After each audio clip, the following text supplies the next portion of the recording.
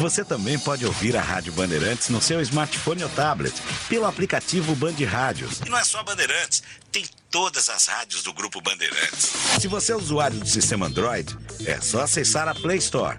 Ou então, a Apple Store, se você tiver um iPhone ou iPad. Vai lá, o aplicativo é gratuito. Band Rádios, todas as rádios do Grupo Bandeirantes em qualquer lugar do mundo ao alcance da sua mão. Agora, notícias da hora com as notícias locais, nacionais e internacionais direto da redação da Rádio Bandeirantes.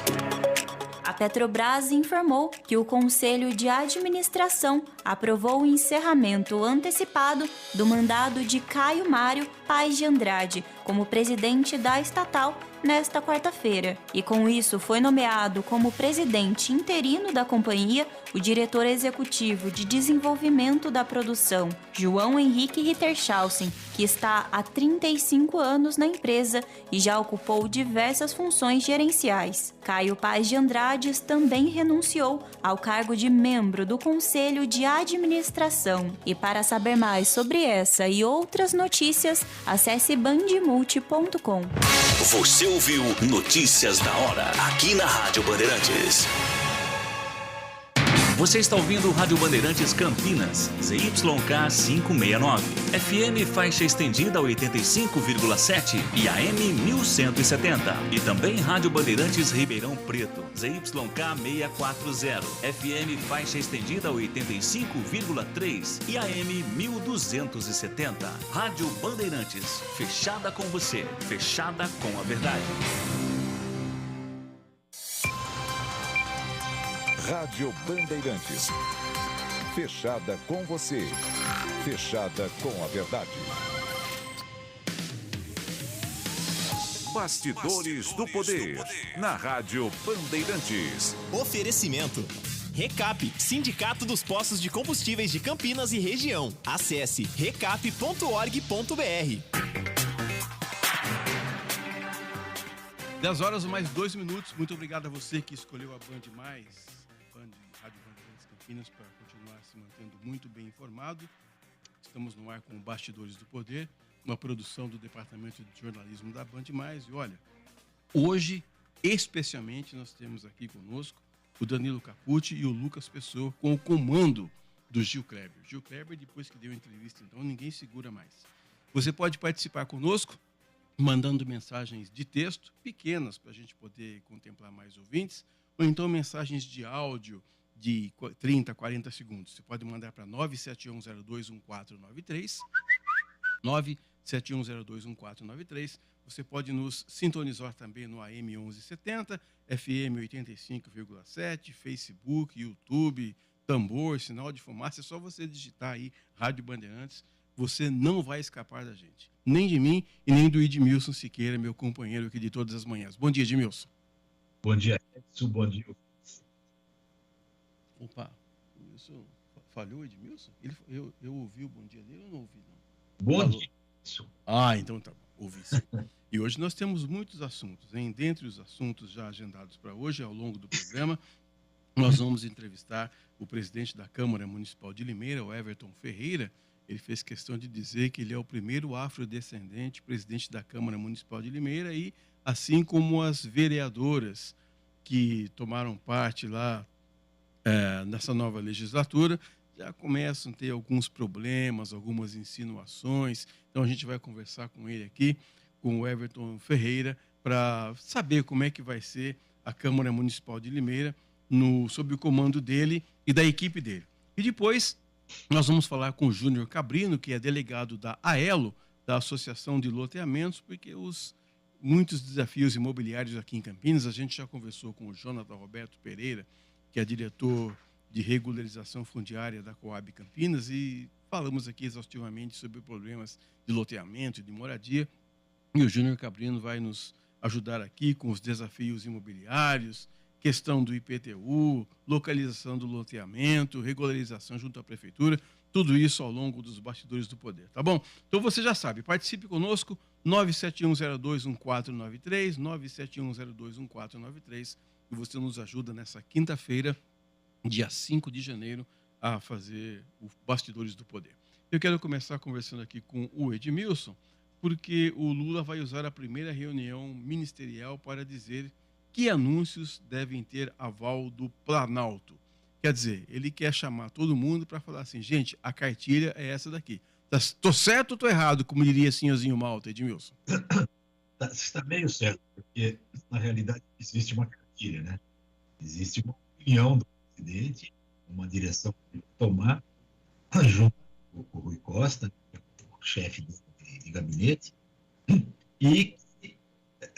Edmilson, deixa eu só interromper você. A sua voz está chegando aqui picotada, como se nós tivéssemos problema de sintonia aí com o microfone. Então, nós vamos fazer o seguinte, eu vou pedir para o Lucas Pessoa conversar com você, para nós restabelecermos o nosso contato, para que a sua mensagem, os seus comentários não fiquem prejudicados aqui nos bastidores do poder, tá certo? Enquanto isso, eu vou dizendo aqui que o Edmilson estava comentando que o presidente Luiz Inácio Lula da Silva marcou a primeira reunião ministerial para amanhã desta sexta-feira, portanto, amanhã, né? E de acordo com os integrantes do primeiro escalão, o objetivo do encontro é alinhar as ações do governo e deixar claro que anúncios devem ter o aval do Planalto. O encontro está marcado para as 9h30 da manhã. O presidente já marcou a primeira reunião ministerial, inclusive para organizar como é que o assunto deve ser tratado, né? Disse aqui o Rui Costa. Como é que os assuntos devem ser tratados, que hora o ministro fala, que horas o presidente fala, evitar ruídos, né? Às vezes você está numa reunião ministerial, hoje é tudo gravado, uma frase como aquela do ex-ministro Ricardo Salles, numa reunião da equipe do ex-presidente Bolsonaro. Vamos aproveitar e passar a boiada. Pronto, a frase ficou já valendo para tudo. Qualquer sinônimo agora, qualquer situação onde você quer dar uma maquiada na situação ou você quer passar alguma coisa por baixo do pano, a expressão usada é vamos deixar passar a boiada. Então, essa preocupação inicial do presidente Luiz Inácio Lula da Silva nessa primeira reunião com os ministros, marcada então para amanhã, 9h30 da manhã, no Palácio do Planalto, e nós vamos então ver como é que o presidente vai tratar, né, os ministros, como é que os ministros vão responder a esse chamado do presidente, como é que eles vão conversar, como é que vai ser a abordagem de cada assunto, como é que o assunto vai ser tratado junto à imprensa, para que não haja, como eu disse, nenhum tipo de ruído, nada que possa prejudicar aí a equipe de governo do presidente Lula. O Edmilson, já refizemos o contato, agora estamos com você, Edmilson. Oi? Sim, pode falar. Você está ouvindo agora? Sim, estamos. Estamos, tá bom. Bom, onde é que nós estávamos mesmo? Nós estávamos esperando a reunião de amanhã do presidente Lula com os ministros, a primeira reunião marcada para amanhã cedo. Pois é, essa reunião é amanhã não, a reunião é hoje. É hoje? Eu pensei que fosse sexta-feira. Desculpa. O começo está meio confuso aqui hoje, mas tudo bem. Então a reunião é amanhã, a partir das 9h30. Quer dizer, essa hora amanhã eles já estarão reunidos, né? Lá no Palácio do Planalto, reunião ministerial, e essa reunião o Lula convocou, claro, para dar as primeiras ordens, para acertar o papo, e principalmente, né, para avisar todo mundo que, olha, quem fala de decisões governamentais aqui é o presidente. Só com o aval do presidente vocês podem falar. Tudo que vocês forem falar de novidade, de mudanças no governo, mudanças importantes, né? Vai ter que ter o aval. Vai passar pelo Rui Costa ali, né? Que é o chefe de gabinete do presidente. E o Rui Costa vai levar tudo isso para o presidente. O presidente diz, isso pode, isso não pode, isso nós vamos fazer, isso nós não vamos. Certo? Por que aconteceu isso? Porque o Carlos Lupe, por exemplo, o ministro da Previdência, na sua primeira entrevista com o ministro, ele disse que vai criar uma comissão para estudar a antirreforma que foi feita na Previdência. Ou seja, ele classificou a reforma da Previdência do que foi feita no governo Temer e no Bolsonaro como uma antirreforma, que modificou a Previdência, que vai voltar tudo ao normal do que era antes.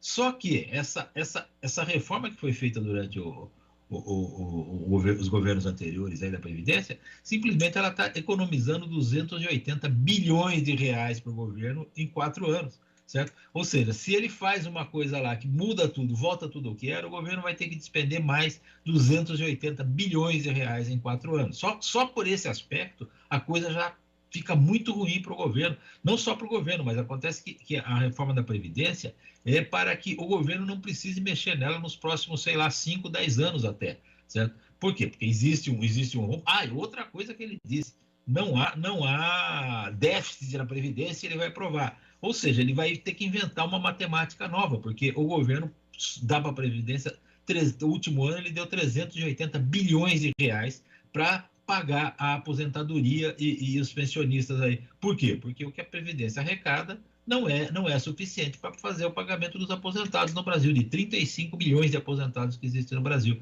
Então, foi uma declaração totalmente estapafúrdia, uma declaração que não tem eco na realidade, né? Porque existe esse déficit, claro, você pode fazer outras contas no governo e falar, não, está provado que não tem o déficit, mas não existe milagre. Para você acabar com o déficit do governo, você tem que pegar dinheiro de outros impostos, etc., e jogar tudo na Previdência para ela compor. Por quê? Porque o sistema da Previdência é um sistema falido, certo? No Brasil. Já foi demonstrado em vários países que ele é falido, certo? E houve mudança, certo? Países priorizaram muito mais a previdência privada para o trabalhador se resolver depois que se aposenta, e o governo contribui com uma pequena parte. A própria previdência no Brasil, o limite dela é R$7 mil hoje, né, pelo menos para a iniciativa privada, e agora está sendo para a iniciativa para os servidores públicos também, mas só para quem vai se aposentar daqui para frente, não quem já está aposentado. Então, existe aí milhares e milhares de aposentados do serviço público que ganham muito acima do teto, ganham 20, ganham 30, ganham até mais do que isso, mil, né, de aposentadoria. E isso acaba dando um déficit fenomenal todo ano na Previdência, que precisa do dinheiro do Tesouro para pagar as aposentadorias contratadas aí pelo governo. Então, esse foi o fato. Outro lance do governo também, que causou essa preocupação no governo, foi deixa eu lembrar aqui quem foi realmente, o Fernando Haddad, por exemplo, que no começo do governo disse que ia acabar com a desoneração, né, dos combustíveis, e com isso os combustíveis iam subir de preço logo no primeiro dia do governo Lula. Mas daí o Lula falou, não, fez uma MP logo em seguida e manteve a desoneração por mais 2 meses da gasolina, do álcool, e por mais 1 ano o do óleo diesel, né? Então, há esse tipo de coisa. O Jean Paul Prats, né, que é o futuro presidente da Petrobras, foi indicado pelo governo para ser presidente da Petrobras, primeiro disse que ia mexer nos preços do combustível, porque a composição dos preços estava errada, nós não podemos ficar aí com os preços internacionais, certo? Esquecendo-se que a Petrobras também importa petróleo, né? Importa gasolina, importa óleo, importa até álcool, aí, certo? E ela importa pelo preço internacional, então ela não pode importar por 10 e vender por 5, por exemplo, porque daí ela tem prejuízo. E a Petrobras tem acionistas na área privada, muitos acionistas para os quais ela tem que prestar contas, entendeu? Então, daí ele mudou seu discurso, disse que não, que ninguém vai mexer nos preços. Quer dizer, são declarações desencontradas num começo de governo que pega muito mal. O ideal seria que todos ficassem em silêncio, né?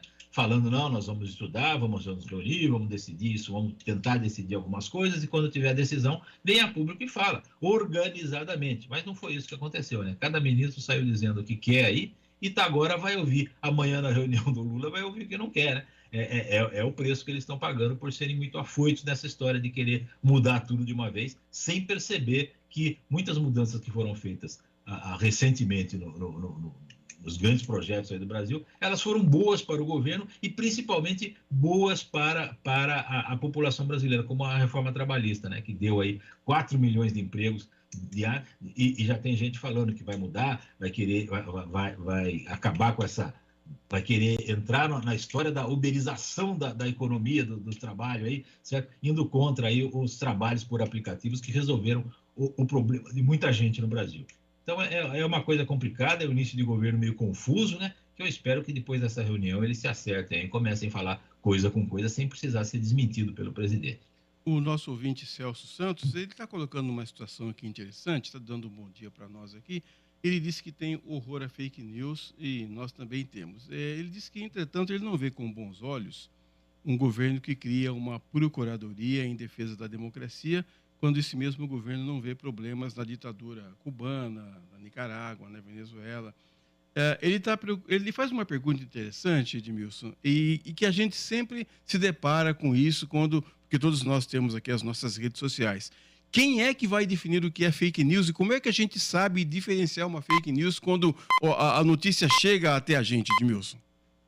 A fake news propriamente dita, né, a clássica fake news, ela não é tão difícil de ser descoberta, né? Há vários veículos de imprensa e veículos sérios, né, os grandes veículos de imprensa, eles têm equipes que produzem, que vão atrás da informação para saber se ela é fake news ou não. E essas fake news são publicadas geralmente em veículos menores de comunicação, veículos que às vezes estão ali a soldo do governo, ou a soldo de algum grupo político, a soldo de um partido, né? Então, não é difícil de perceber. Dificilmente uma notícia publicada num jornal como Estadão, Folha de São Paulo, o Globo, ela vai ser fake news, entende? Muito pelo contrário, eles combatem as fake news e denunciam. O antagonista, por exemplo, tem todo um método lá para definir o que é real, o que não é real, o que é mentira, o que é fake news, etc. e tal. Então, mas quando essa atitude parte do governo, daí começa a preocupação, porque o governo tem interesses, tem muito interesse em que o noticiário lhe seja sempre favorável, e isso é ruim.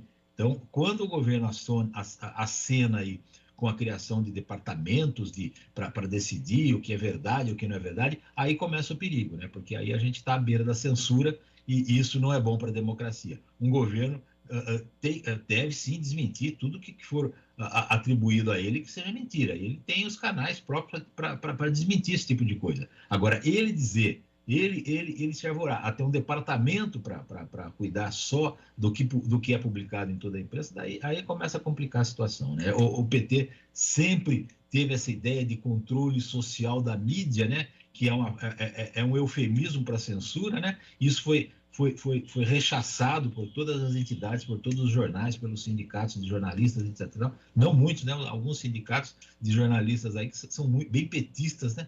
E não se colocaram contra esse tipo de coisa. Mas houve sim, durante o governo petista, até no governo Dilma, uma tentativa de se criar esse controle social da mídia. Não conseguiram e agora talvez estejam mudando um pouco o discurso, colocando outro nome nesse tipo de controle aí, para ver se passa. Mas a gente vai estar atento aqui, e os grandes órgãos de imprensa, tenho certeza, vão estar atentos também para denunciar esse tipo de tentativa.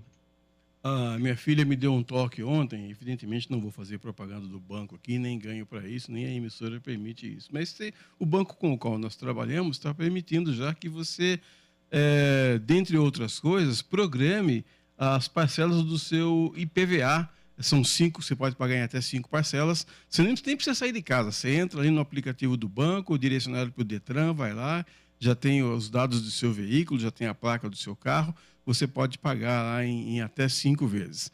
Quer dizer, os bancos estão facilitando, mas dói no bolso quando você olha aquele valor. Ai, meu Deus, IPVA, agora tem IPTU, tem material escolar. Todo ano a gente sabe que é assim, mas todo ano a gente sofre, hein, Edmilson? Começo do ano é sempre assim, a gente tem que se precaver, né? Guardar um pouco aí, quando tem aí um 13º, essa coisa toda, guardar um pouco para que o começo do ano não seja amargo, né? Porque o IPTU já deve estar, se não tiver, já nos próximos dias vai estar na caixinha do correio, lá embaixo, na entrada do prédio, tem uma caixinha de correio para cada apartamento ali, a gente olha lá, geralmente está lá o carnezinho no começo do ano, certo? Quanto ao IPVA, eu quero dizer para você que hoje é quinta-feira, segunda-feira passada eu já entrei no banco, estava lá o IPVA, paguei, certo? Paguei e me livrei, não fiz em 5 vezes não, aproveitei um desconto aí de 3 ou 4% que eles dão para o pagamento à vista, pagamos e esse já não é mais um problema, quer dizer, foi um problema, né? E continua sendo porque a gente despende um bom dinheiro, apesar do meu carro não ser muito novo, está pagando IPVA e pagou um bom IPVA, certo? E logo mais vem aí também o IPTU para pagar. São coisas do começo do ano. Aí tem o licenciamento também, que é uma graninha que vai ali, a gente já pagou também, pouca, mas é uma grana. E assim começa o ano, né? Assim vai. O resultado disso é como o Bandeirantes, gente, o programa que nos antecedeu aí, acho que a última notícia que eles deram foi com relação aos impostos que nós pagamos, né? 2 trilhões de impostos em 2022, o brasileiro pagou 2 trilhões 890 bilhões 489 milhões 835 R$1.290,32 de impostos, segundo a Associação Comercial Industrial, a Associação Comercial de São Paulo. E foi esse imposto foi pago ao governo federal, ao governo estadual, ao governo municipal, é a soma de todos eles, certo? E o orçamento nacional, o orçamento federal, quer dizer, e o governo, além de arrecadar esses impostos todos que nós pagamos diretamente, né, através de IPTU, através de imposto de renda, etc. e tal, tem os impostos indiretos que nós pagamos através do ICMS, através os empresários pagam através dos impostos sobre a folha de pagamento, etc. Isso tudo resultou para 2023, por exemplo, num orçamento de 5 trilhões 345 bilhões de reais que o governo vai ter para gastar. E vai sobrar o quê? Vai sobrar 80 bilhões para investimento, porque o resto desse dinheiro é para manter a máquina, a gigantesca máquina pública brasileira funcionando. Então, 5 trilhões de reais é basicamente para manter a máquina pública funcionando. E se cortassem todos os desperdícios que tem nela, eu tenho certeza que o Brasil acabaria até com o déficit da Previdência. Só para não deixar passar aqui o assunto, a Prefeitura de Campinas, notícia está no portal da Prefeitura de Campinas, já iniciou o envio dos carnês do IPTU e as taxas deste ano. Os vencimentos serão em 25 de janeiro para imóveis não residenciais, né, comércio, indústria e serviços, e 10 de fevereiro para os residenciais e terrenos. Contribuintes que optarem pelo pagamento à vista terão um desconto de 5%. O imposto também poderá ser pago em até 11 parcelas, respeitado o valor mínimo de R$ 89,61 por parcela. A gente acabou de falar aqui e eu fui procurar se tinha mais notícias. O carnê já vai chegar, então, 10 de fevereiro, já vamos morrer lá com a primeira parcelinha, hein, Edmilson? É tão certo que o sol vai nascer toda manhã, certo? É que o carnê do IPTU chega todo janeiro nas casas das pessoas. Não tem dúvida quanto a isso, certo? Não há condição de que isso não aconteça. 10 horas mais 21 minutos, ouvinte no ar. Olá, bom dia a todos. DJ Alê, o novo ministro da CGU do governo Lula criou a Secretaria para cuidar do tema e revisão de sigilos indevidos. Essa secretaria já está sendo chamada de Secretaria da Censura. Vocês, Ed e Ed, por favor, explique para todos, porque para mim não dá tempo para explicar o que é essa secretaria. Ed, discordo do que você disse, mas defenderei até a morte o seu direito de dizê-lo. Frase do pensador francês Voltaire. Grande abraço a todos, DJ Alê. E aí, Edmilson? Discordar e defender o direito de a pessoa dizer o que a gente discorda é um dos princípios básicos da democracia, né, e da civilidade, né? Ninguém pode ser condenado por aquilo que diz, desde que não ofenda. Se ofendeu alguém, pode ser processado, etc. e tal, certo? Mas discordar é normal e isso é o que provoca discussão. Se não houvesse discordância, não haveria discussão. Quanto à Secretaria de Sigilos Indevidos, o Departamento de Sigilos Indevidos, eu não sei se esse sigilo se refere a todos os sigilos que o Bolsonaro criou aí, em torno de um monte de coisa, para que ninguém ficasse sabendo de alguma coisa. Sigilo, inclusive, das pessoas que visitaram fulano, isso daí é público. O homem público tem que prestar conta de todos os seus atos, certo?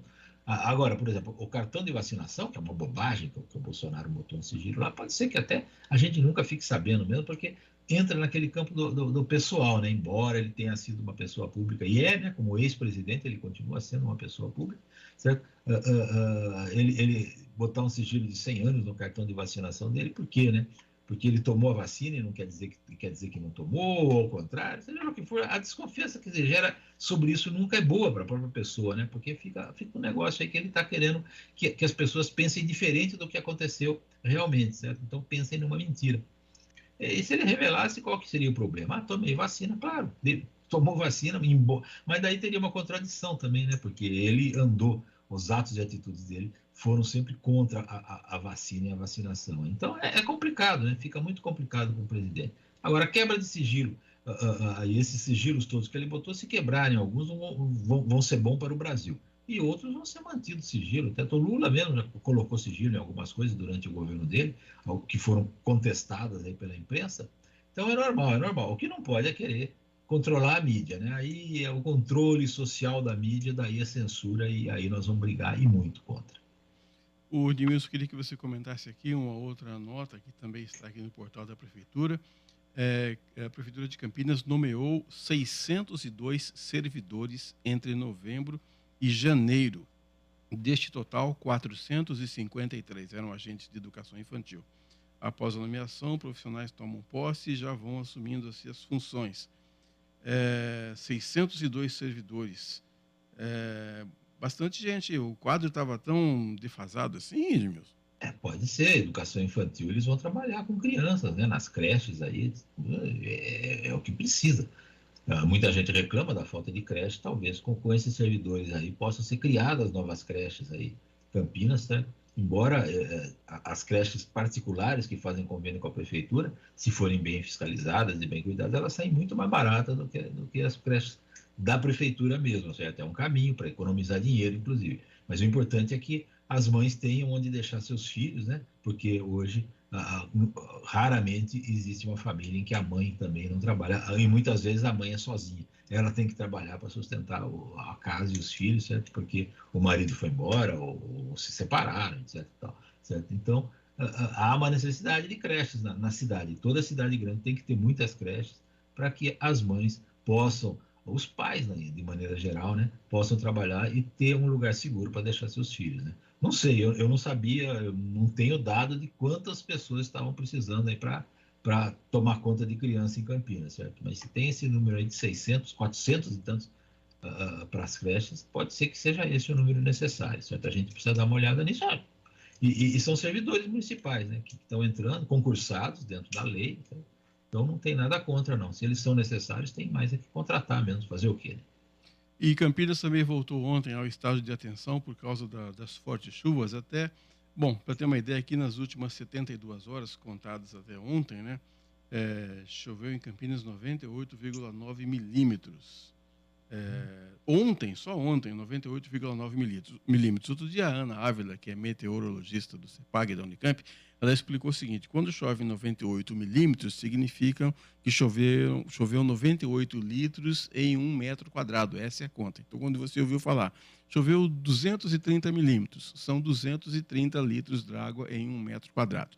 E o secretário Ernesto Paulela nos deu uma entrevista ontem dizendo o que está sendo feito ali na região do Bosque do Jequitibás. Tem uma faixa ali reversível e ele disse que toda a mata ali do Bosque do Jequitibás foi dividida em quartis, né? Ele disse em quadrantes, e cada quadrante vai ter um técnico, um agrônomo para verificar a situação da árvore, se não tem lá bicho comendo a raiz, se o tronco tá forte, se a inclinação com o tempo está favorável, porque as árvores que estiverem fora do padrão que elas deveriam estar, elas vão ser cortadas, e é bom que sejam mesmo para evitar acidentes como a gente teve aí, matando um rapaz aí no finalzinho do ano, né, Edmilson? Pois é, de uma árvore saudável, né?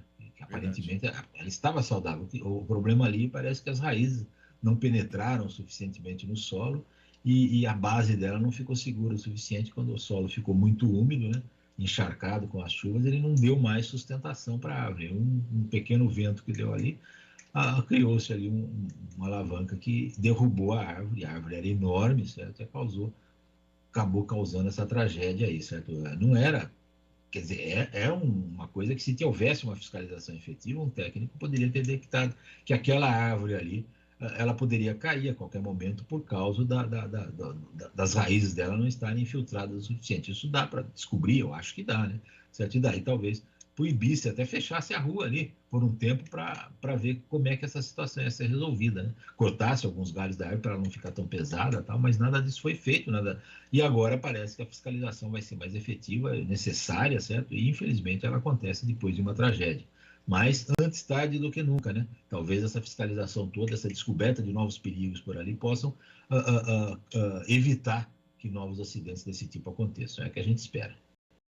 Muito antes do nosso intervalo, o primeiro de hoje, às 10h29, dá um recado aqui do Wagner.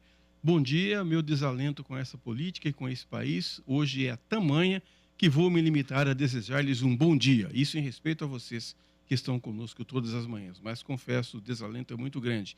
Entra um, sai outro e este país não sai do lugar há anos. Aproveitar para mandar um abraço para o Wagner e também para algumas pessoas que nos prestigiam com a audiência aqui de sempre. O Renato Arruda, que é torcedor do Flamenguinho lá do Santa Mônica, os irmãos Márcio e Celso e Amarino, bugrinos de Quatro Costados, o pianista Edgar Silva e o reverendo Flávio Viola Machado, todos os dias curtindo aqui os bastidores do poder. 10h29, vamos ao nosso intervalo. Daqui a pouco a gente volta falando com o presidente da Câmara Municipal de Limeira, o Everton Ferreira. Até já.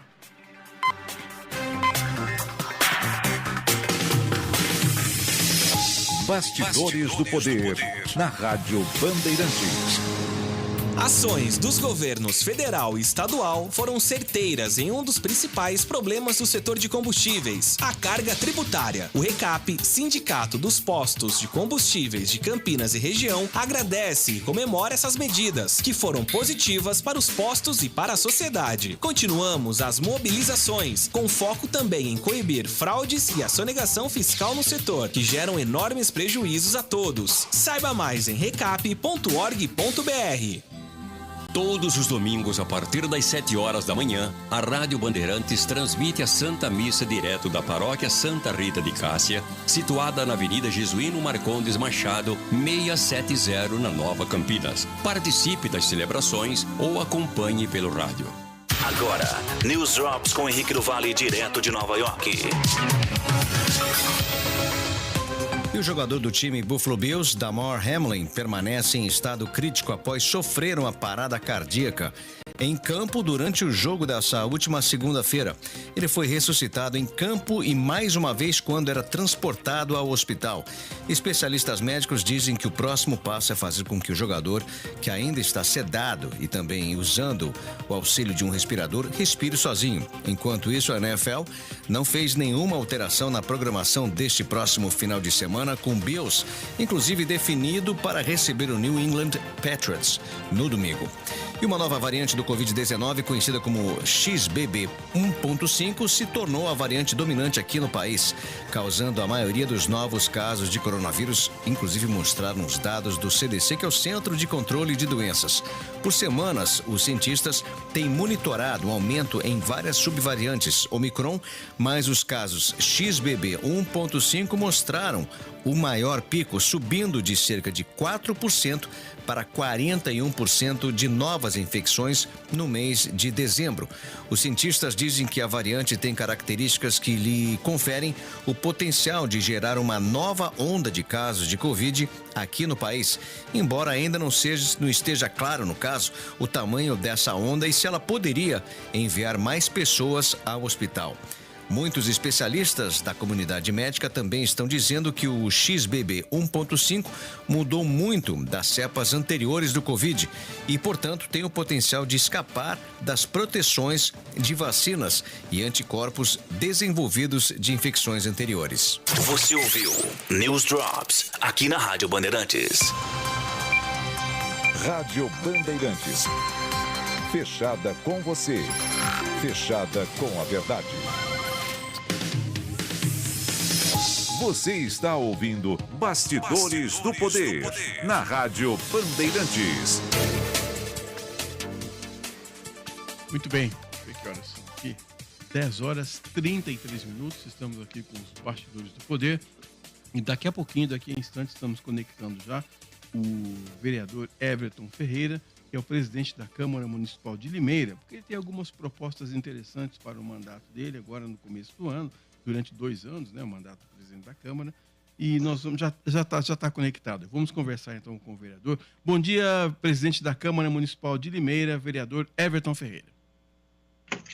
Bom dia, Edson, bom dia, Edmilson, bom dia, Rádio Bandeirantes, aí o programa Bastidores do Poder. Obrigado aí pelo convite e estar aqui podendo dialogar com vocês sobre política pública.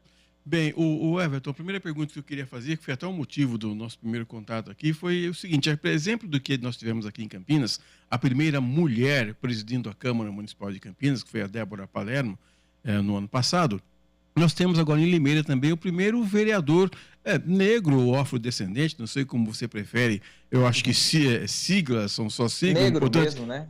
Negro, primeiro negro. O importante é o que você é e o que você pode fazer do que nomenclatura. Mas vamos então, primeiro negro a presidir a Câmara Municipal de Limeira. O que é que isso significa, o Everton? Olha, Edson, Edmilson, todos aí do Bastidores do Poder.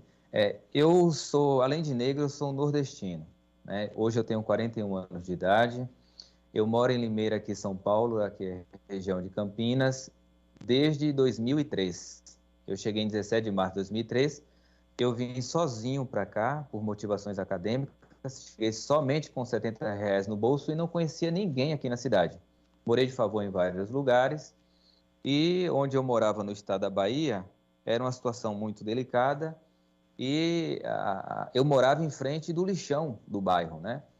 Então, eu cheguei aqui em Limeira, numa situação muito delicada, procurei emprego de lavador de ônibus na época, aqui em Limeira não deu certo, e fui trabalhando, estudando, e conseguimos, e agora ser presidente da Câmara. Então, é um motivo de muito orgulho, porque o processo democrático eleitoral, ele também serve para trazer as pessoas anônimas para o conhecimento da sociedade, né? E isso aconteceu comigo. Então, estou muito feliz e muito contente. O Everton, como é que foi a sua trajetória dentro de Limeira já, né? Porque você está dizendo que a sua trajetória pessoal é um exemplo aí do sacrifício todo e da possibilidade de uma pessoa trabalhadora conseguir vencer na vida, certo? Isso é muito importante. Mas dentro de Limeira, você chegou aí, você falou por motivos acadêmicos, para estudar, evidentemente, certo? E para trabalhar também, sem quase nenhum dinheiro no bolso. Aí, o que você fez para chegar a vereador e agora na condição de presidente? Olha, é uma ótima pergunta. Eu cheguei em Limeira, eu ainda estava concluindo no finalzinho do ensino médio. Aí eu me graduei em hotelaria, porque eu tinha, a princípio, a intenção de me graduar em hotelaria e ir para Salvador. Eu sou natural do sertão baiano, mas a ideia era graduar e ir para Salvador. E as coisas aqui começaram a dar certo. Aí, para ficar em Limeira, com alguns empregos que eu fui arrumando, eu fiz uma MBA, uma pós-graduação em administração. Aí eu fiz uma outra MBA em gerenciamento mercadológico. Depois eu fiz uma outra MBA em gerenciamento de projetos. E, recentemente, eu terminei uma quarta MBA, que foi a MBA em gestão e saúde no Hospital Albert Einstein. Então, eu arrumei alguns empregos, participei das eleições em 2016, tive 514 votos. O prefeito que foi eleito na época achou interessante. Poxa, quem é esse menino que eu nunca vi falar teve esse tanto de voto? Porque o último eleito na época tinha sido eleito com 700 votos, então eu fiquei muito perto. Aí ele pegou meu currículo, gostou, fui trabalhar na área da saúde, entrei como gerente de projetos, que já era a minha formação, fui promovido para a divisão de projetos, a gente começou a desenterrar os projetos velhos que estavam parados, e fui promovido depois para diretor de projetos. E fiquei muito conhecido na cidade porque a gente resolveu problemas graves. Por exemplo, em Limeira faltava 90 medicamentos da população. Aqui em Limeira, Edson e Edmilson, 70 mil pessoas vão todos os meses nos postos de saúde pegar seus remédios. A prefeitura distribui 240 remédios gratuitamente. Na época que eu entrei, faltava 100. Hoje, se muito está faltando, é 2, mas chegou a momentos que não faltava nada. Então, isso me trouxe conhecimento na cidade, sabe? Quem é esse menino que chegou, está conseguindo, né, junto com o secretário e com o prefeito, resolver problemas graves. E agora, aí eu fiquei mais conhecido. O Everton, deixa eu já... Fui eleito 1.330 votos. Deixa eu antes de você completar o número de votos que você teve, deixa eu já entrar numa questão polêmica. Nós conversamos na semana passada com a vereadora Mariana Calça e ela nos relatou alguns problemas que as mulheres vereadoras estavam sofrendo e que me parece que, se vocês não tomarem em pé da situação, não tiverem algum comportamento, algumas medidas, esses comportamentos podem se repetir, porque as pessoas que vão para assistir a sessão da Câmara estavam, de uma certa forma, desrespeitando as mulheres vereadoras. Queria saber se você já começou a pensar nisso, se você já está tratando desse assunto, depois que você terminar aí os seus números, Everton. Não sei se vocês estão me ouvindo. Estão Sim, me ouvindo bem? Estamos. Perfeito. Então, só para finalizar, fui eleito com 1.330 votos, e aí é que entra a questão do que o Edson pontuou aqui, acerca da eleição da Câmara, né? Um vereador eleito de primeiro mandato é quase que raro virar presidente da Câmara. Verdade. É uma raridade, eu não conheço, pelo menos na história de Limeira, isso ter acontecido. E aí o que aconteceu? Nós somos 10 vereadores novatos de primeiro mandato. Nos reunimos desde o início da legislatura e tivemos 11 votos para ganhar as eleições. Dos 11 votos, 9 são de novatos. E desses novatos, todas as mulheres ficaram conosco, né? Então, foi muito assim, duro para algumas pessoas, um monte de novatos, né, junto com todas as mulheres da casa, tomar o poder. E aí o que aconteceu? Que deu toda essa confusão. A vereadora Isabeli, que é uma vereadora trans, ela estava junto conosco. E depois, e ela é o voto de Minerva, estava 10-10.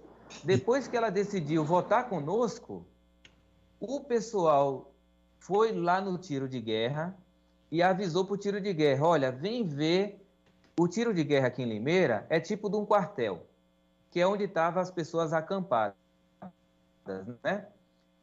Aí foram lá e falaram assim, olha, venham, quem vai ser eleito hoje presidente da Câmara? Vão eleger o PT na Câmara de Limeira.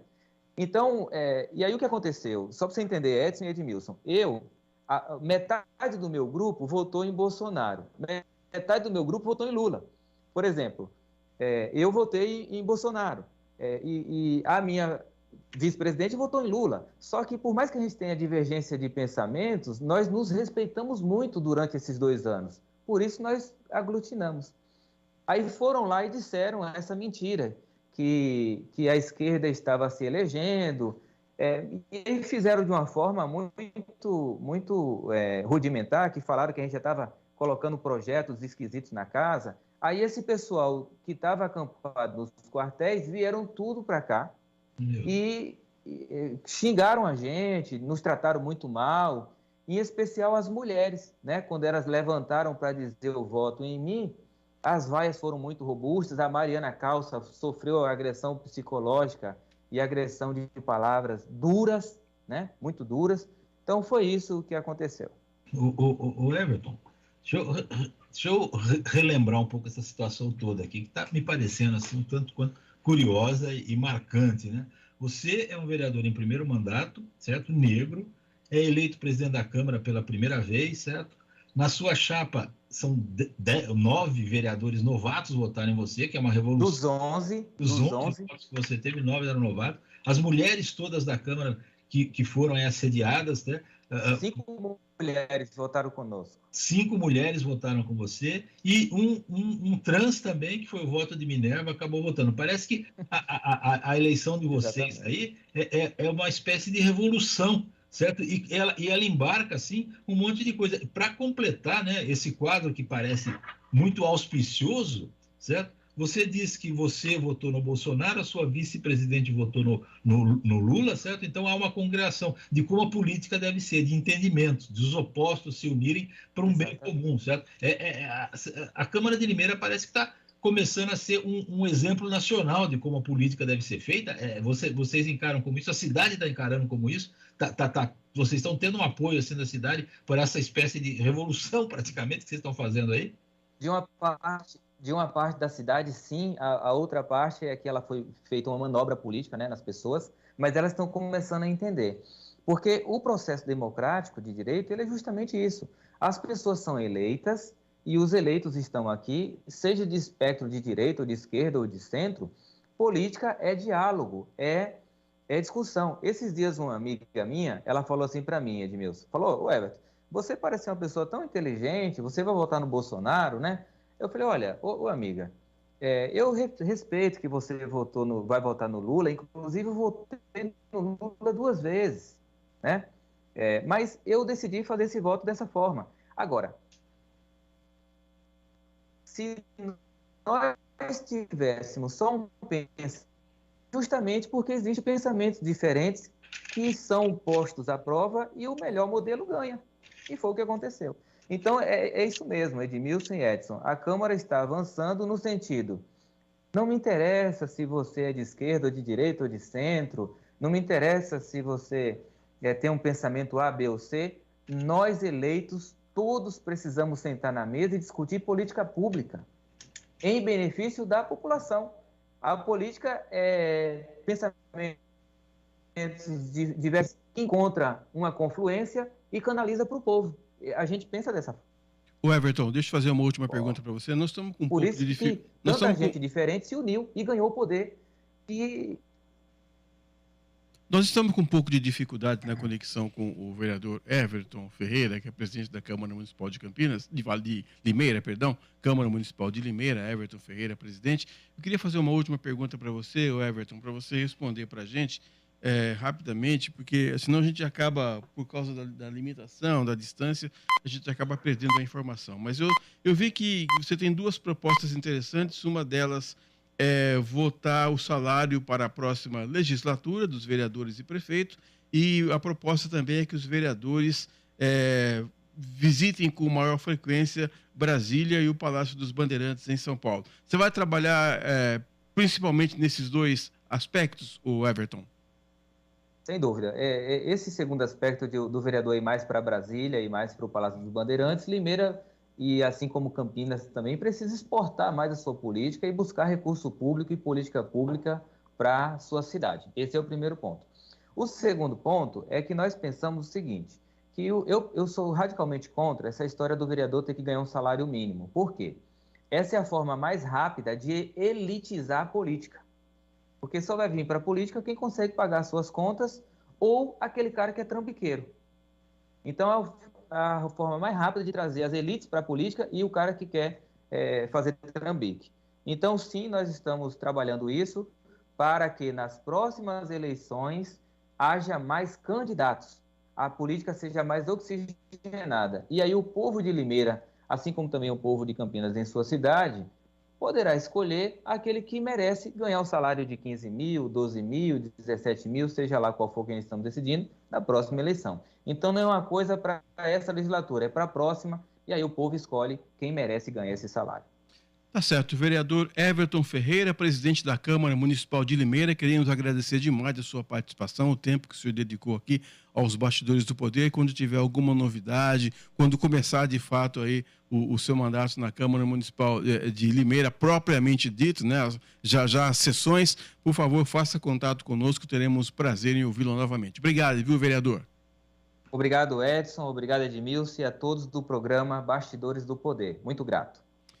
10h mais 46, o jornalismo da Band sempre presente aqui no nosso Bastidores do Poder. Quem está aqui é o Gustavo Gimenez com as notícias de hoje. Bom dia, Gustavo. Oi, Edson, bom dia a você, ao Edmilson, a todos que nos acompanham. Notícias ainda, né, sobre chuva, porque choveu bastante na região de Morungaba e Amparo, inclusive bem ali na Constâncio Sintra, rodovia importante que serve como ligação entre Amparo e Morungaba. Houve a interdição dessa via por causa do deslizamento de terra. A via ficou tomada por lama, uma situação complicada que teve início na noite de ontem, e durante toda a madrugada os funcionários ali das prefeituras estiveram empenhados na tentativa de liberar a via, o que de fato aconteceu já na manhã de hoje.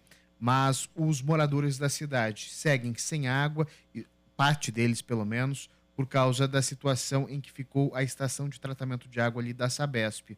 A Defesa Civil reitera para riscos de novos temporais, pelo menos até segunda-feira, dia 9 de janeiro. Importante chamar atenção para o volume de chuva. Foram, em 24 horas, 110 milímetros. Mas esse volume, Edson, ficou concentrado em um determinado período, que foi das 6h30 da noite até as 7h30.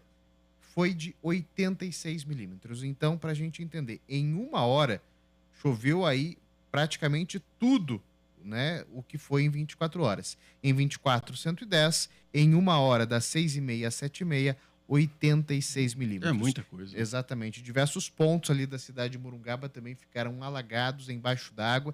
Temos equipes por lá. Claro, ao longo de toda a programação também da TV da Band+, traremos informações, assim como na Rádio Bandeirantes. Edson. E a previsão do tempo, a previsão prevê mais chuva. Até pelo menos segunda-feira, a Defesa Civil alertando o pessoal, então, principalmente de áreas de risco. Vale lembrar que a gente está falando, o próprio diretor da Defesa Civil, diretor regional, o Sidney Furtado, ele fala que essa região lida com muitas características de alagamento, como a gente vê em algumas áreas aqui de Campinas, Capivari, mas também características de deslizamento, que são áreas com morro, com encosta, que a partir ali de Morungaba a gente já começa a perceber. Então, pessoas que vivem em áreas de risco também para deslizamento, nas encostas de morro, podem ouvir algum barulho, perceber alguma coisa diferente na casa, rachadura, imediatamente deixe o local, acione o 199 para ter ali o socorro prestado o mais rápido possível. E as nossas equipes que você coordena na TV, o Gustavo, ouviram ontem o Ernesto Paulela a respeito daquela situação ali no bosque. E algumas pessoas criticaram, esperou a árvore cair para depois verificar. Mas uma hora ou outra o trabalho tinha que ser feito e que seja feito agora, então, né? Exatamente. Um trabalho que, como a gente já adiantou ontem, precisa ser feito e acho que não só no bosque, né?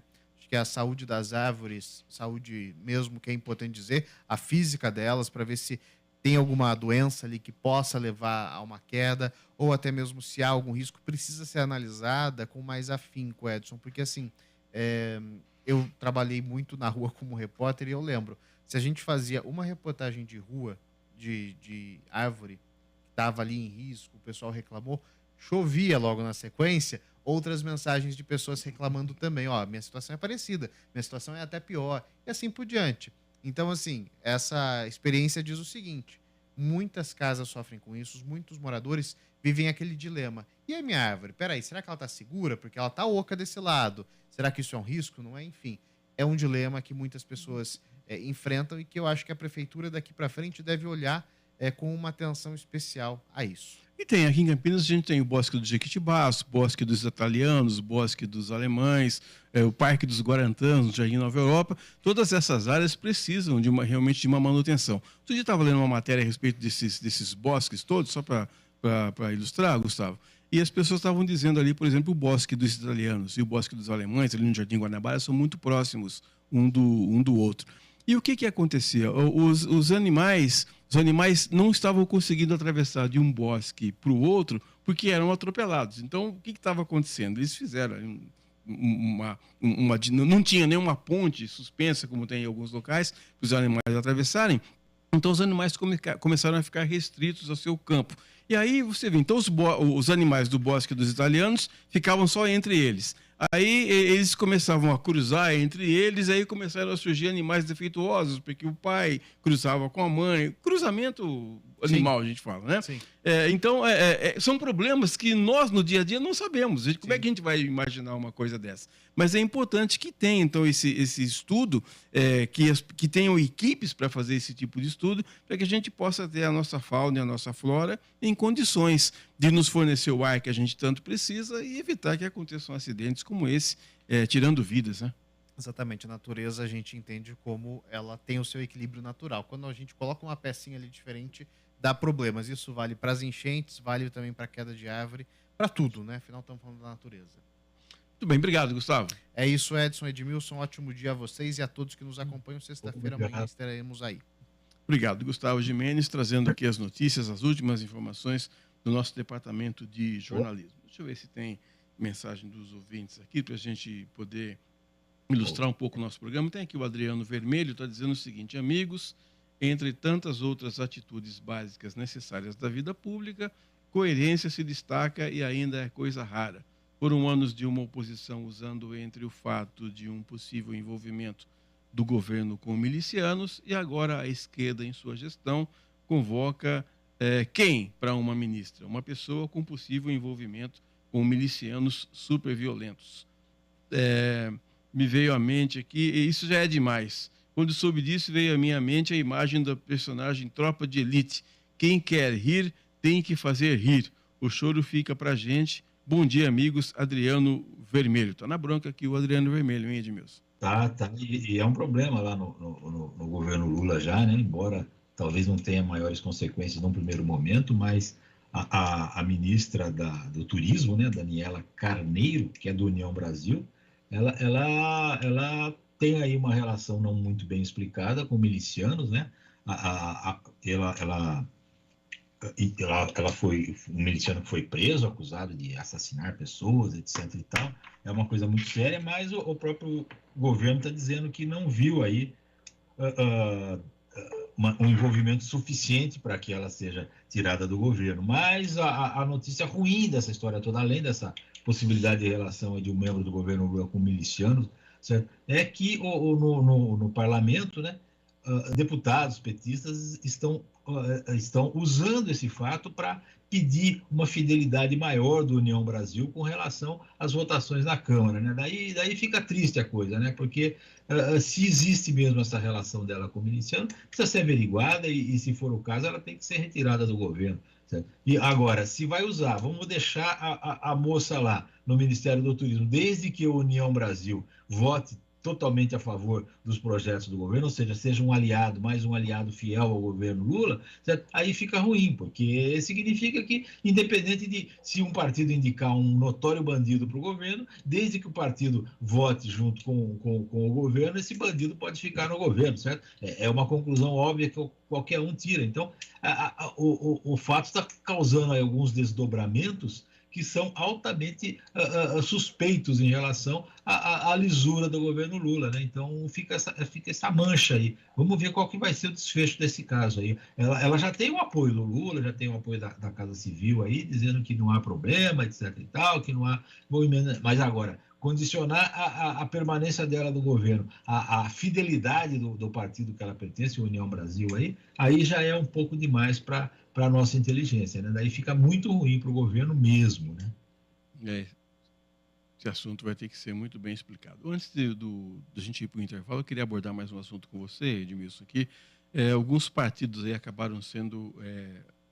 Bom, não sei se preterido é a palavra correta, mas é a manchete que diz aqui: partidos preteridos reclamam da articulação política no governo Lula. Teve gente que foi deixada de lado nessa história aí, Edmilson? Pois é, partidos aliados mesmo, PV, Avante e Solidariedade se aliaram aí ao Lula e não foram beneficiados com nada, né? Então reclamando. Na segunda-feira, por exemplo, o PV soube pela imprensa que a FUNASA, que era um órgão do governo prometido para eles, tinha sido extinta, simplesmente.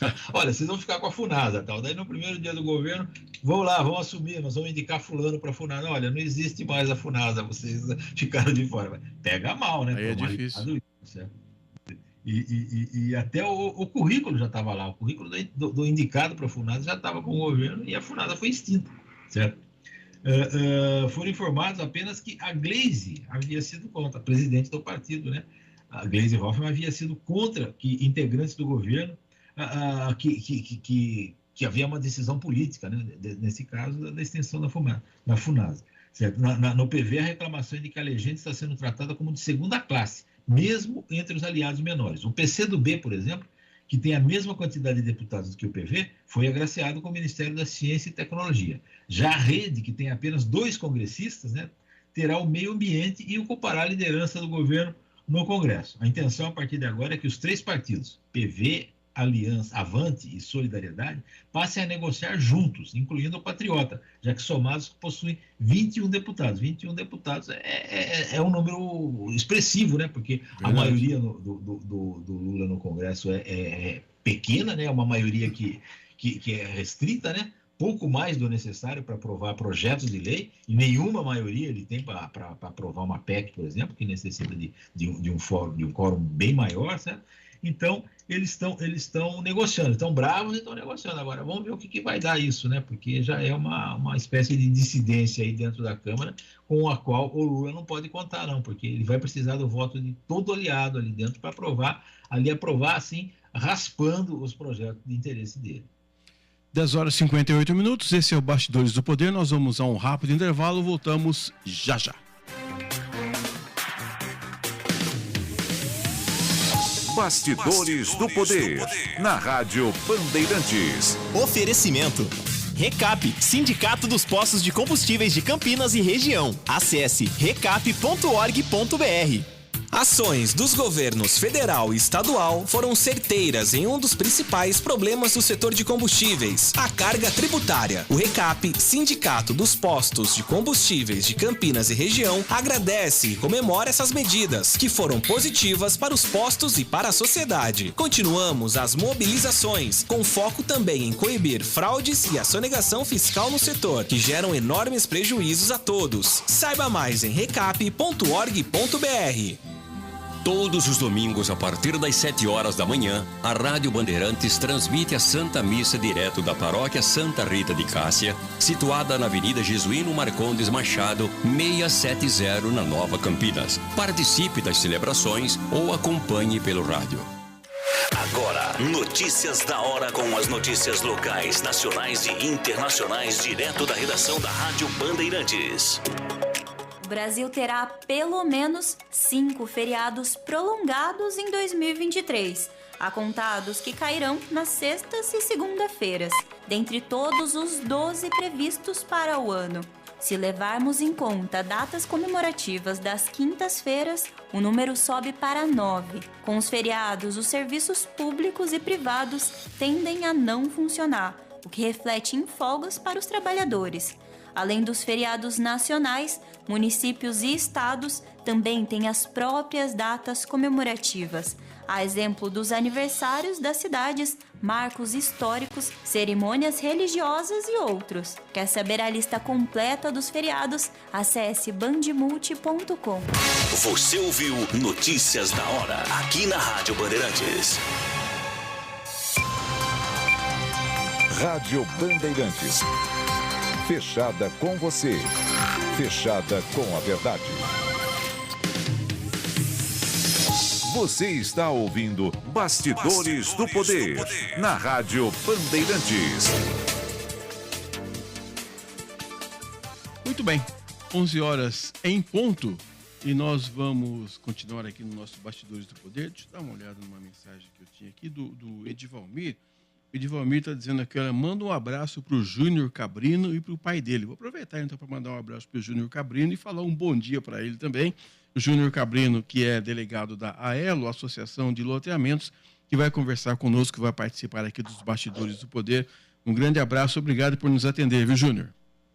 Bom dia, eu que agradeço e mando um abraço para o Edivalmir e obrigado pelo convite, Edson. O Júnior, eu queria conversar com você, começando essa nossa conversa, a gente falou um pouco sobre desafios imobiliários, uma região que cresce muito em Campinas. Qual é o grande gargalo de empreendimentos, de se lançar um empreendimento imobiliário em Campinas? O maior gargalo hoje, Edson, fica por conta da aprovação.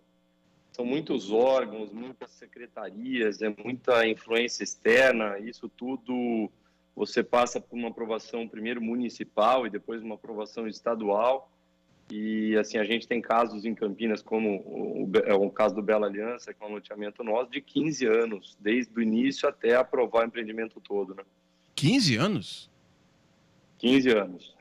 Por incrível que pareça, é uma área que influencia muito a cidade, porque ela está no meio da cidade, é num vazio urbano, e tem também uma mata, que é uma unidade de conservação, então são alguns pontos que pioram um pouco o tempo de aprovação. Mas com certeza é um tempo absurdo, né? Onde fica esse loteamento aí? No meio da cidade? É Campinas isso? Campinas. Ele fica do lado do Shopping Bandeiras, ele vai do Shopping Bandeiras até a Pirelli, são 3 quilômetros de John Boy Dunlop. É o maior bairro planejado do Brasil. E não se resolve a situação? Resolveu. A gente aprovou, já lançou aí, fazem 3 anos. Está agora fazendo 3 anos, a gente está terminando a obra da última fase.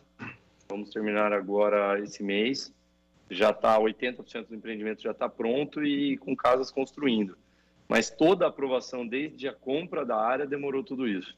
Mas, o Júnior, não é porque ali era uma área de fazenda, eu me lembro, agora eu vou bancar o Edmilson aqui. Eu era menino, eu ia pescar com o meu pai, para aquela região ali, a John Boy Dunlop era estrada de terra ainda, e tinha um arco grande ali, escrito Bela Aliança. Isso, era uma fazenda, não era? Era a Fazenda Bela Aliança, onde era antigamente a Granja Ito. Isso, exatamente. E a gente tem em Campinas outros projetos também, com 10, 12, 13 anos de aprovação. A Prefeitura está fazendo um trabalho intenso para diminuir esse tempo. Eu acho que, inclusive, a atual gestão está muito positiva nesse sentido, mas ainda a gente passa por dificuldades aí grandes no setor. Algumas cidades do entorno de Campinas são mais fáceis, outras mais difíceis. Por exemplo, Sumaré. Sumaré está atrasado em 10 anos o plano diretor. Então, se você tem uma fazenda que está dentro da cidade, que você não consegue ter uma cultura de, por exemplo, rural, você não consegue também fazer o loteamento porque a prefeitura não solta o plano diretor. Então, o poder público é bem complicado aí com relação ao nosso setor. Sobre a alçada aí da Elo, há loteamentos clandestinos, loteamentos que foram invadidos por pessoas sem terra também? Vocês cuidam dessa parte também?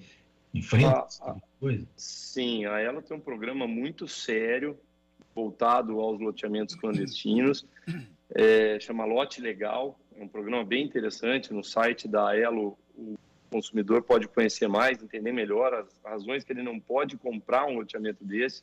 Ele nunca vai conseguir ter uma escritura. Então, o site é www.aelo.com.br. E a Elo faz um trabalho intenso, principalmente não direto nos loteamentos, mas com os órgãos públicos, né, como o Ministério Público, Prefeitura, etc. Em Campinas, são 23 loteamentos irregulares. É um pouco diferente de invasão, porque muitos deles têm a anuência do dono do terreno. E aí, assim, o que acontece é que ele não passa por todos os processos legais da Lei 6766, que é a lei do loteamento. Então, não tem área verde, muitas vezes as casas são construídas em cima de nascentes, de APP.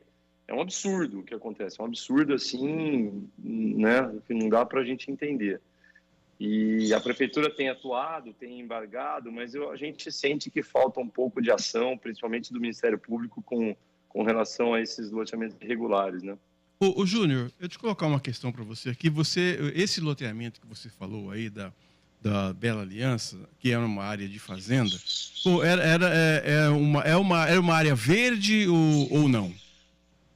Não, ela era uma área de pastagem com 300 mil metros de mata que foi totalmente preservados. A gente, inclusive, aumentou muito a preservação, porque a gente não só plantou milhares de novas árvores, mas a gente cercou todo o parque, que é uma unidade de conservação e de proteção integral.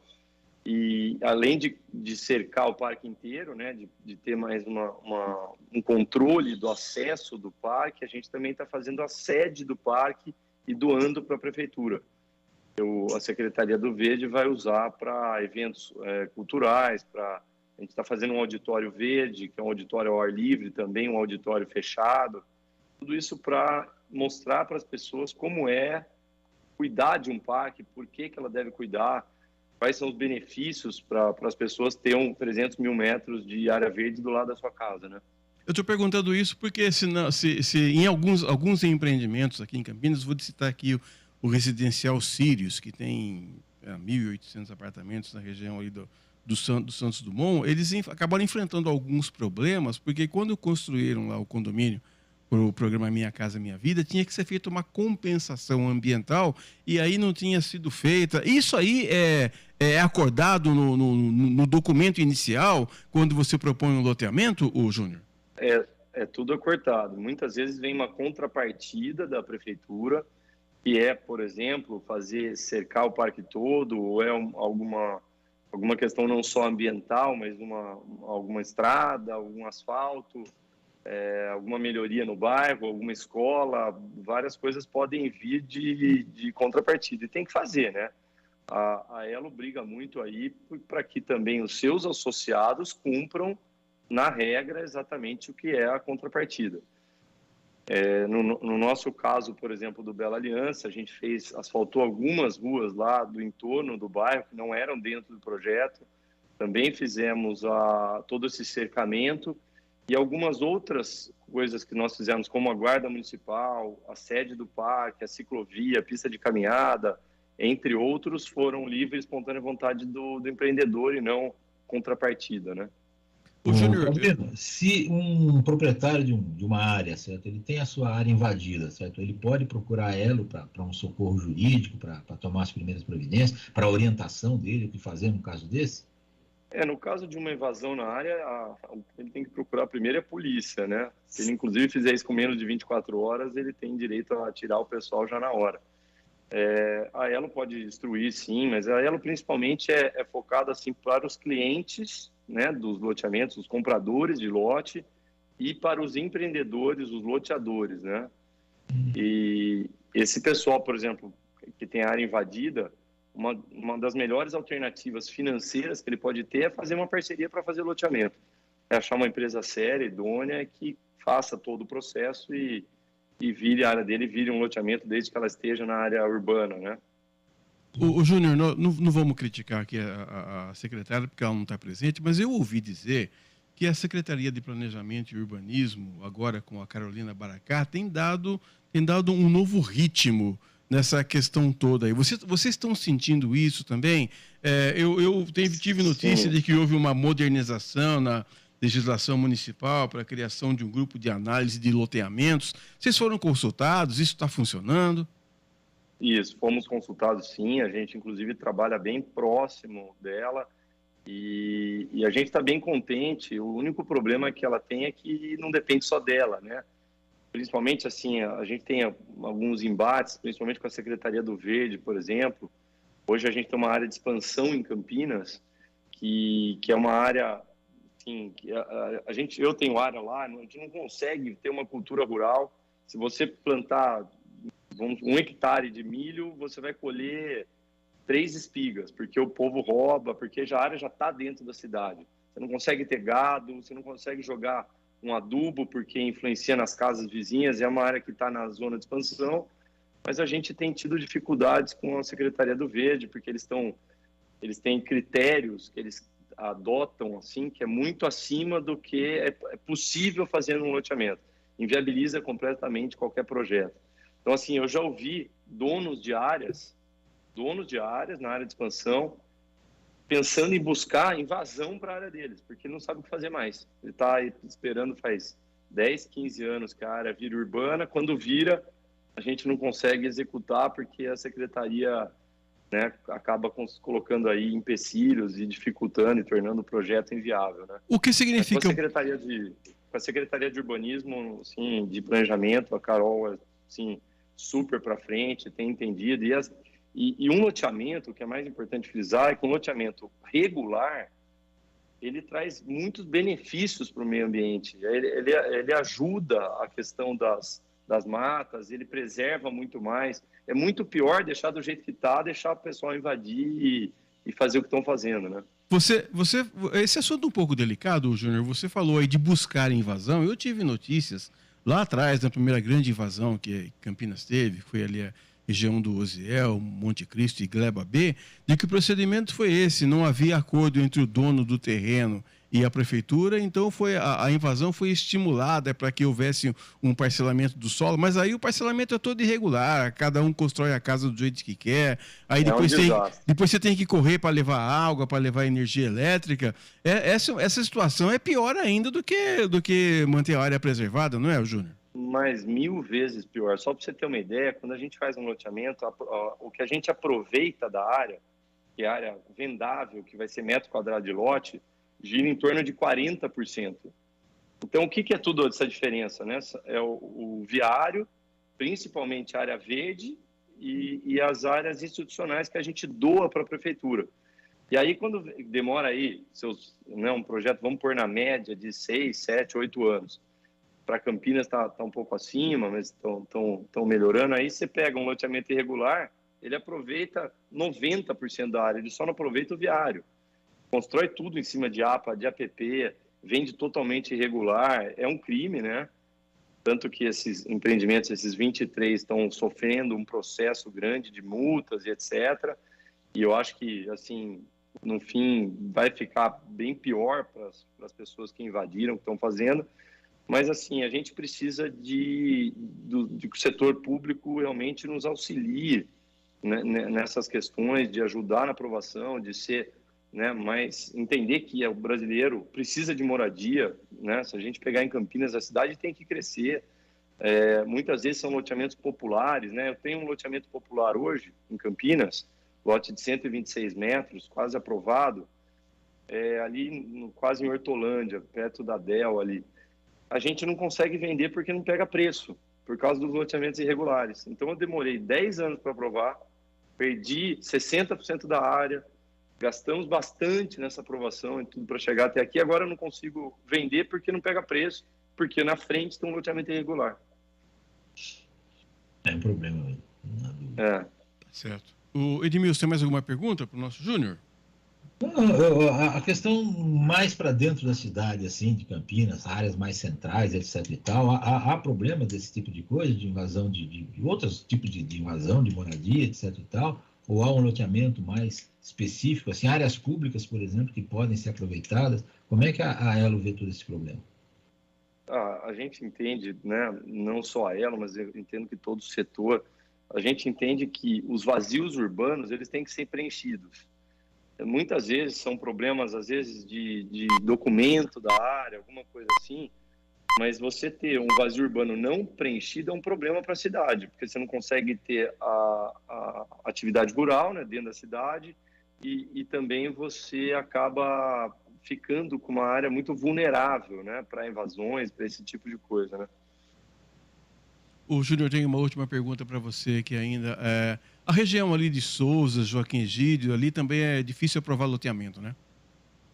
Lá é bem difícil, é como Barão Geraldo, né? Ali existem algumas ONGs, etc. Além de SEAPA, com aproveitamento bem difícil, existem muitas pessoas que são contra, né? Então, assim, a questão, eu acho que eu entendo a razão delas, mas se for um desenvolvimento ordenado, né, que é através da lei de loteamento, que é através de todas as contrapartidas, de toda a preservação ambiental que a gente é obrigado a fazer, é muito melhor do que deixar a área ser invadida e se acabar virando um loteamento irregular, né? Tá certo, quero agradecer aqui demais a presença do Júnior Cabrino, falando conosco, ele que é delegado da AELO, Associação de Loteamentos. Quando tiver alguma novidade, quando tiver algum lote baratinho aí, liga para nós aqui, viu, Júnior? Tem, lá no Bela Aliança tá acabando, mas tem, pode ir para lá. Muito obrigado. 180 parcelas. 180 parcelas, meu Deus do céu. Fala o valor mínimo da parcela aí, Júnior, que eu vou correndo lá agora, saindo do programa. R$ 1.600. 1.600? A gente está para ter um aumento da tabela agora, mas por enquanto é isso. Mais um mesinho é isso. Para uma meia dúzia lá, pelo jeito. É isso aí. Júnior, obrigado por nos atender. Feliz ano novo para você e sua família. Eu que agradeço, Edmilson. Um abraço a todos. Obrigado pelo convite. Falamos aqui com o Júnior Cabrino, delegado da AELO, Associação de Loteamentos. 11 horas mais 16 minutos. Agora, por quem se ouviu aí o quinto sinal, nós vamos a mais um intervalo comercial e voltamos já aqui nos Bastidores do Poder. Bastidores do Poder. Na Rádio Bandeirantes. Momento Sustentabilidade. Apoio Sanasa. A vida em primeiro lugar.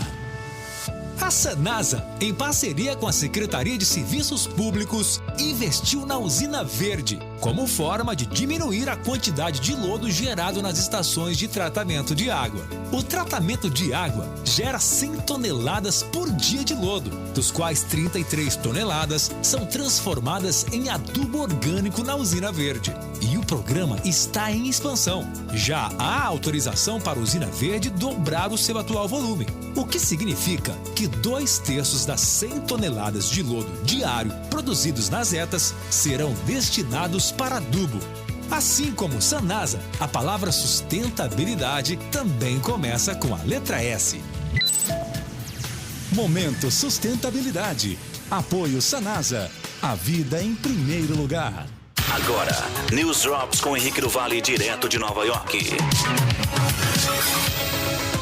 E a FDA, o órgão federal dos Estados Unidos que regulamenta todos os medicamentos no país, acabou anunciando que vai permitir que as farmácias distribuam um medicamento abortivo chamado mifepristona aos pacientes. A mifepristona pode ser usada junto com outro medicamento, o misoprostol, para interromper a gravidez. Na última terça-feira, o FDA disse que não aplicaria mais uma regra que exige que as pessoas obtenham o primeiro dos 2 medicamentos pessoalmente em uma clínica ou hospital.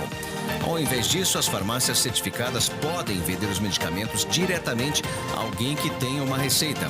A decisão do FDA ocorre dias depois que um novo parecer jurídico do Departamento de Justiça, que declarou inclusive que a lei federal permite que o Serviço Postal dos Estados Unidos entregue os medicamentos abortivos, uma medida que o governo Biden acredita que poderia ajudar a proteger o acesso ao aborto em estados que decretaram proibições após a decisão da Suprema Corte. E o Japão está oferecendo agora para pagar as famílias para que saiam da sua capital superlotada. A partir de abril, o incentivo equivalente a cerca de $7.700 por criança será concedido às famílias que se mudarem de Tóquio para cidades menos populosas do interior. Tóquio é a cidade mais populosa do país, com cerca de 37 milhões de habitantes. Durante décadas, as pessoas em todo o Japão migraram para seus centros urbanos em busca de oportunidades de emprego. Com pouco espaço, os preços, no caso, dispararam, enquanto as cidades rurais ficaram com menos moradores, assim como milhões de casas desocupadas. Esta não é a primeira vez que o governo tenta usar incentivos financeiros para incentivar as pessoas a sair, mas o novo plano, com certeza, é o mais generoso, em 3 vezes o valor oferecido atualmente. Você ouviu News Drops aqui na Rádio Bandeirantes. Rádio Bandeirantes. Fechada com você. Fechada com a verdade. Você está ouvindo Bastidores do Poder na Rádio Bandeirantes. 11 horas mais 20 minutos, reta final do nosso Bastidores do Poder. Eu estou vendo o Edmilson aqui escrever com uma caneta. Essa caneta sua também é antiga? De 1989, Edmilson? Não. Essa eu comprei numa exposição do Monet em São Paulo, chamada La Rêve. Uma canetinha de brinde, tipo brinde, assim, mas ela custou. Mas é uma caneta simples, não é uma Montblanc, certo? Montblanc, que foi a caneta com a qual o Lula assinou a posse dele e contou uma história antes. E depois o nosso querido Gil Kleber chegou aí e colocou dúvidas na história do Lula, né? Aí eu fui investigar a história e ela é muito mais do que ela já está sendo tratada pelos grandes órgãos de imprensa aí como um mistério, o mistério da caneta da posse do Lula. Porque é o seguinte, a caneta trata-se de, deu para ver bem na imagem, foram consultar especialistas, trata-se de uma Montblanc, certo? Uma Montblanc, cujo modelo é chamado de Writer, e foi lançado em homenagem ao escritor F. Scott Fitzgerald, autor aí de grandes sucessos da literatura norte-americana, como O Grande Gatsby e Suave à Noite, certo? Esses livros famosos dele, que viraram filmes, inclusive.